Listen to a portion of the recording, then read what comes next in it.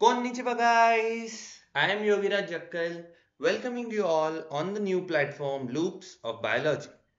आज हम लोग चालू करते हैं The Brainstorm 2 for your Cell the Unit of Life. ठीक है, सो हमारा पहला क्वेश्चन आज के लिए रहने वाला है A protein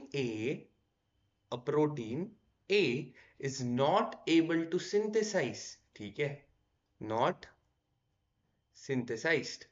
कौन सिंथेसाइज नहीं कर रहा है? तुम्हारा bacteria, but it is in non functional form. ठीक है, so not be able to synthesise but in functional form. सो प्रोटीन तो बन रहा है बट फंक्शनल फॉर्म में नहीं बन रहा है. While it can be synthesised by eukaryotic cell in functional form. ठीक है, so why should it be? ठीक है, ऐसा क्या प्रॉब्लम हो गया कि जिसके वजह से प्रोकैरियोटिक के अंदर फंक्शनल प्रोटीन बन नहीं रहा है बट वही यूकैरियोटिक के अंदर फंक्शनल प्रोटीन बनने वाला है. ठीक है, so there is the answer is easy for this question. ठीक है, जब कभी भी मैं प्रोकैरियोटिक सेल लेता हूं, so in case of prokaryotic cell you are unable to find membrane bound organelle. ठीक है, यहां पे मेम्ब्रेन बाउंड ऑर्गेनल प्रेजेंट ही नहीं है. अगर मेम्ब्रेन बाउंड ऑर्गेनल नहीं है मतलब इसके पास ना एंडोप्लाज्मिक रेटिकुलम रहने वाला है ना ही गोल्जी बॉडीज रहने वाली है. ठीक है, रहेगा कौन? बस राइबोसोम. ठीक है, so there is presence of ribosome.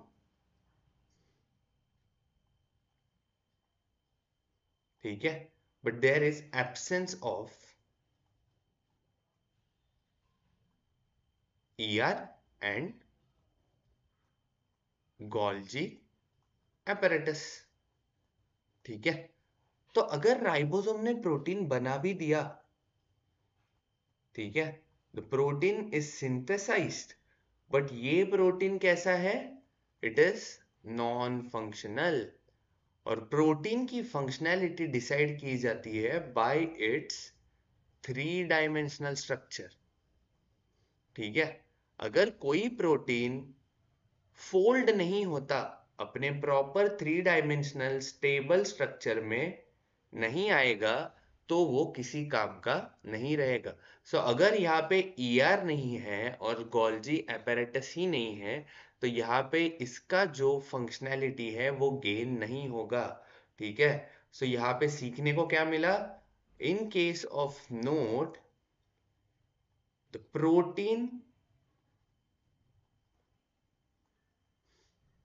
is functional is functional in its proper structure.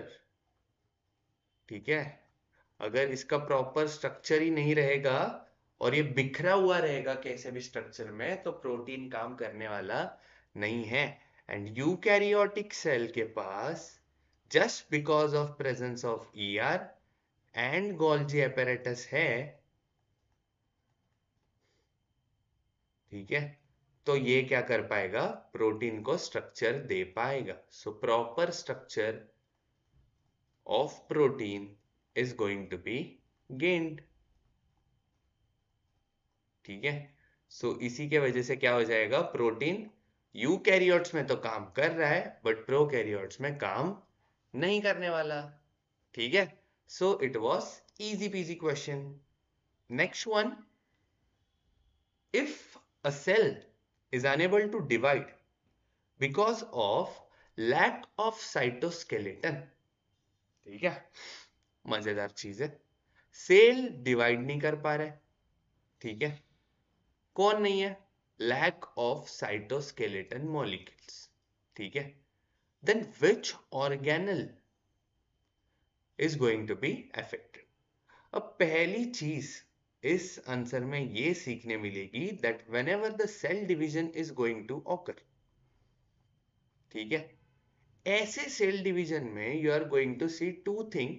One is known as karyokinesis and other one is known as cytokinesis. ठीक है, तो जब कैरियोकाइनेसिस की बात आती है, so this one is nothing but my division of nucleus.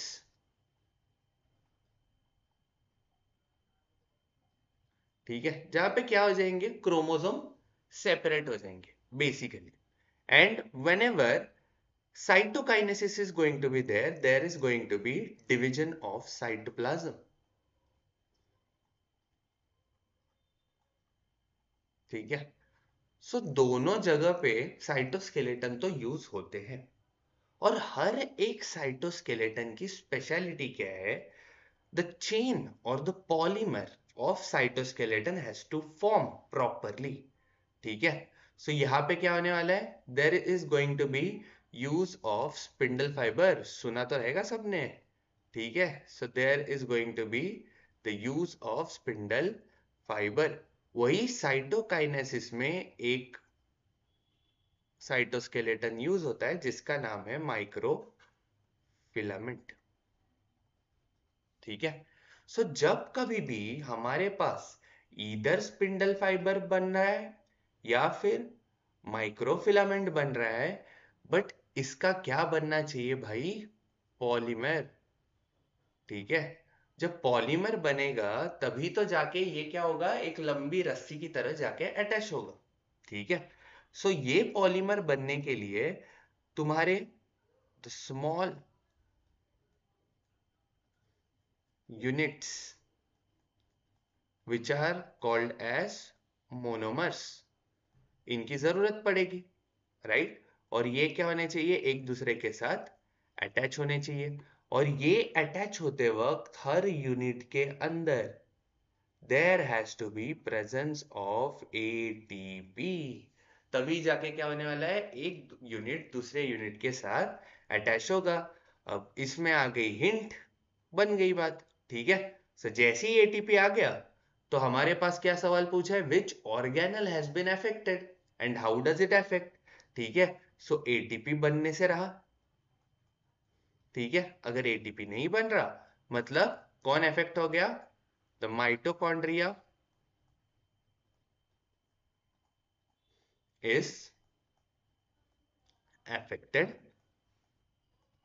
जहां पे क्या हो जाएगा, there is no ATP synthesized. ठीक है, अगर ATP बनेगा नहीं, ATP जाके मोनोमर में फिक्स नहीं होगा, मोनोमर से पॉलीमर बनेगा नहीं, पॉलीमर नहीं बनेगा तो स्पिंडल फाइबर नहीं बनेगा, ना ही माइक्रोफिलामेंट बनेगा. दोनों प्रोसेस पे आ गया रोक, एंड फाइनली क्या रुक गया, सेल डिवीजन. ठीक है, सो बैक ट्रेस करते करते फाइनली हम लोगों को ये समझ में आ गया that there is a effect inside the mitochondria. Next question, question number 3. So if Sunil wants to analyse, Sunil को क्या देखना है, देखते हैं भाई. So if Sunil wants to analyse the interaction between two proteins. ठीक है, इंटरेक्शन देखनी है, दो प्रोटीन कैसे एक दूसरे के साथ इंटरेक्ट करने वाले हैं. So there are two proteins in the cell, then how should he set an experiment. ठीक है, कैसा एक्सपेरिमेंट करना पड़ेगा. अब सुनील को पहली तो बात, ऐसे प्रोटीन लेने पड़ेंगे जो कि किसी ना किसी फ्लोरोसेंट प्रोटीन से टैग्ड है. ठीक है, ले लेते हैं. So if suppose this is my protein A, ठीक है, and this is tagged with blue fluorescence protein, suppose. ठीक है, BFP is nothing but my blue fluorescent protein. ठीक है, और दूसरा ऐसा प्रोटीन ले लिया जो क्या रहने वाला है, suppose GFP, that is green fluorescence protein. ठीक है, सो जब कभी भी प्रोटीन अगर इंटरेक्ट होते रहेंगे तो यहाँ पे there has to be emission of energy. ठीक है, और ये एमिशन आएगा कैसे, डिपेंडिंग ऑन मी. ठीक है, सो अगर सपोज मैं एक प्रोटीन को एक कंटिन्यूअस लाइट रेडिएशन में रखने का ट्राई कर रहा हूं। ठीक है, अब ये लाइट रेडिएशन क्या देने वाला है? There is going to be the presence of energy. ठीक है, अब अगर ये एनर्जी देगा तो ब्लू फ्लोरोसेंस प्रोटीन क्या करेगा? इलेक्ट्रॉन को एमिट करेगा। ये इलेक्ट्रॉन वापस किसके पास चला जाएगा? इसी प्रोटीन के पास, और क्या करेगा? कुछ एनर्जी बाहर रिलीज करेगा। And this is called as my transmission energy या ट्रांसमिटेड रेडिएशंस बोल सकते हो। ठीक है, सो अब ये चीज मजेदार है। अगर ये प्रोटीन इंटरेक्ट ही नहीं कर रहे, कहीं तो लॉन्ग डिस्टेंस में बैठे हुए, ठीक है, सो ऐसे टाइम पे this energy is not enough to excite GFP. बराबर है? ठीक है, अगर लॉन्ग डिस्टेंस में कहीं जाके बैठा है प्रोटीन, तो ऐसे टाइम पे transmitted radiation can not excite the particular fluorescent tag protein. ठीक है, सो यहां पे क्या रहने वाला है? The transmission radiation in long distance. ठीक है, दूर का रिश्ता। तो यहां पे it can not rich till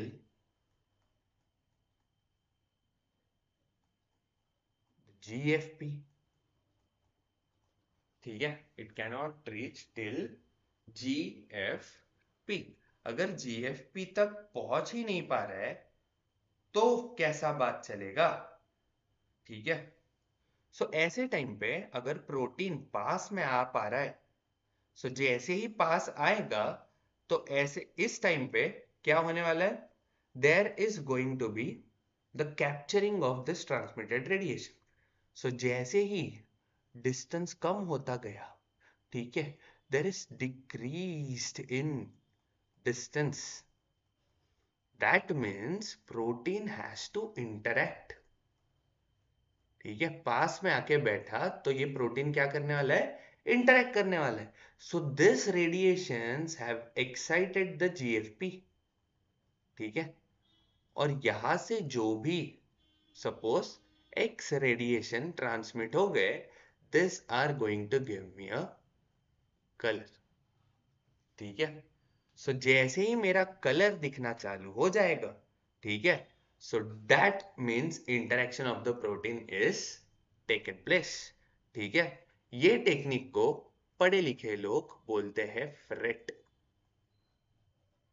ठीक है, अब ये फ्रेट का फुल फॉर्म क्या रहेगा? Fluorescence resonance energy transfer. ठीक है, so the concept here is fluorescence resonance energy transfer. ठीक है, अब ये नाम क्यों दे दिया? फ्लोरोसेंस है क्योंकि I am going to detect the fluorescence. ठीक है, रेजोनेंस हो रहा है क्योंकि ये transmitted radiation is something that is exciting the other protein. ठीक है, सो उसको जितनी एनर्जी चाहिए वो किससे मिल रही है? Through this transmitted radiation. So energy match हो रहा है and the energy is completely release and transfer to the another protein. इसलिए fluorescence resonance energy transfer, that is one of the new concept for you guys. So पढ़ा लिखा concept देख लेते हैं जो पहले सीखा था। Draw a graph for modification of protein versus time. अब ये क्या बोल दिया सर? कैसे निकाले? ग्राफ में पहले ही वाट लगी पड़ी है। ठीक है, so suppose I am taking a Y axis and X axis. ठीक है, यहाँ पे क्या करना है? वर्सेस टाइम निकालना है, तो एक्स एक्सिस पे ले लेते हैं टाइम। ठीक है, और वाई एक्सिस पे क्या दिखाना है? Modification of protein. ठीक है, अब प्रोटीन मॉडिफाई होगा। ठीक है, अब प्रोटीन मॉडिफाई होगा तो क्या क्या चीजें होगी? पहले आएगा mRNA। ठीक है, mRNA किसके पास जाके चिपक जाएगा? On ribosome. अब राइबोसोम पकड़ लेते ईआर पे बैठे, ठीक है। तो ये क्या करेगा, प्रोटीन बनाएगा, और ये प्रोटीन फोल्डेड फॉर्म में नहीं है, so it is in straight chain, ठीक है। अब स्ट्रेट चेन में बना तो दिया, अब कहा रिलीज करेगा, इनसाइड ल्यूमेन ऑफ ईआर, बराबर यही चीज कर रहा था। अब ल्यूमेन ऑफ ईआर में जाके क्या होने वाला है, फोल्डिंग ऑफ प्रोटीन, ये भी सही है। अब फोल्डिंग होने के बाद ये लोड कहाँ पे होने वाला है, इनसाइड वेसिकल। थोड़े टाइम तक क्या करेगा, भटकेगा, कहाँ पे, साइटोप्लाज्म के अंदर। साइटोप्लाज्म से होके कहाँ गुजरेगा, to Golgi apparatus। Golgi apparatus में इसका पूरा काया पालट किया जाएगा, ठीक है। दैट मीन्स न्यू मॉडिफिकेशंस, ठीक है, नए modifications. And finally the protein is rich till it's destination.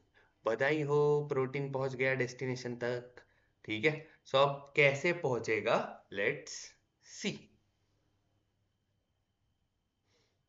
सो पहले तो विल कंसिडर वन ग्राफ, ठीक है।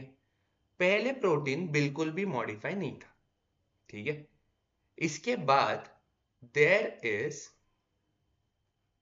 सपोज ये ग्राफ 0 से चालू हो रहा है एंड थोड़े टाइम तक ये प्रोटीन स्ट्रेट चेन में रहा। अब स्ट्रेट चेन में रहने के बाद इसका क्या होने वाला है, थोड़ा सा modification. That means the folding started within the ER. इसके बाद the protein stayed within the vesicle for some time and finally it reach to its highest modification.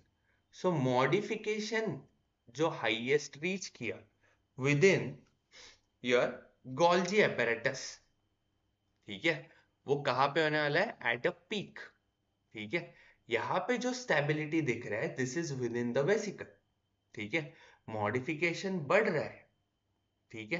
That बढ़ने वाला modification means cis to transfer within the Golgi and here the particular ER is going to start folding the protein, ठीक है। सो एक एक point को cover कर लेते हैं।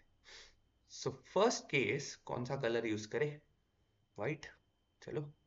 सो यहां पे इन केस ए, ठीक है, there is a case of ribosome जो क्या बनाने वाला है, finally my protein, but in the straight chain, ठीक है।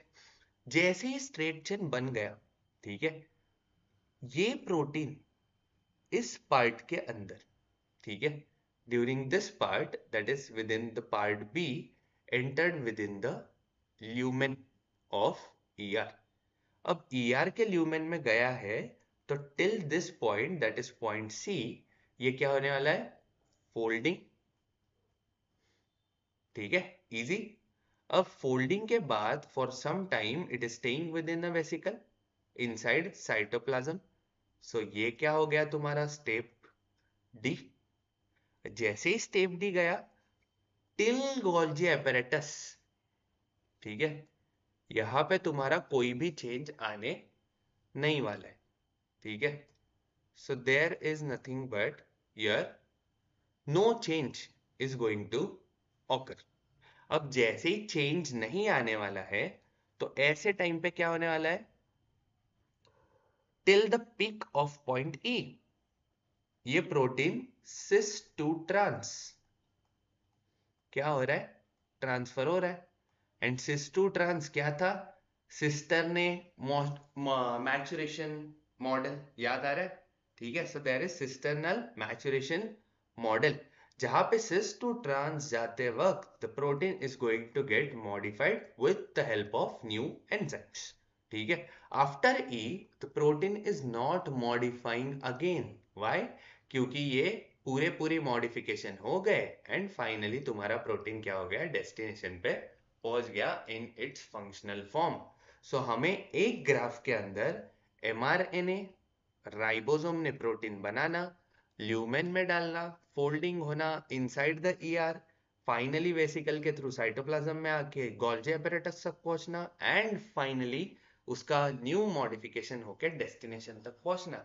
ये सारे के सारे concepts with almost 3 major organelles समझ में आते हैं through only a single graph. ठीक है, this is x axis and this one is my Y axis. Easy. अगर नहीं समझा रहेगा एक बार वापस रिवाइंड करके ये वीडियो को देख सकते हैं। Next case, how does the ribosome help to play a role in phylogenetic study? अब फाइलोजेनेटिक स्टडी मतलब क्या है? ठीक है, दिस इज नथिंग बट कि तुम्हारे पास अगर कोई नया ऑर्गेनिज्म आया, so does it have any relation with the previously found organism? ठीक है, so basically it is acting as my family tree। ठीक है, बट ये फैमिली किसका है? नए नए स्पीसीज का। सो यहां तक क्लियर है। सो अब राइबोसोम क्या करने वाला है? सो राइबोसोम के पास क्या है? There is conserved sequence. ठीक है, और ये कॉन्जर्व सीक्वेंस किसमें था भाई? The small subunit of ribosome. ठीक है, किसके पास है? Towards small subunit of ribosome. So अगर बेसिकली मुझे ये देखना है कि वेदर वेदर फर्स्ट पॉइंट कि मेरे पास प्रोकैरियोटिक सेल है या यूकैरियोटिक सेल है। ठीक है, सो दैट स्मॉल सब unit that is nothing but your 30s and 40s सब यूनिट। इसमें से क्या उठाऊंगा? 16s are RNA and 40s में से क्या लूंगा? 23s are RNA. ठीक है, इसी को क्या बोलते थे? Shine Dalgarno sequence.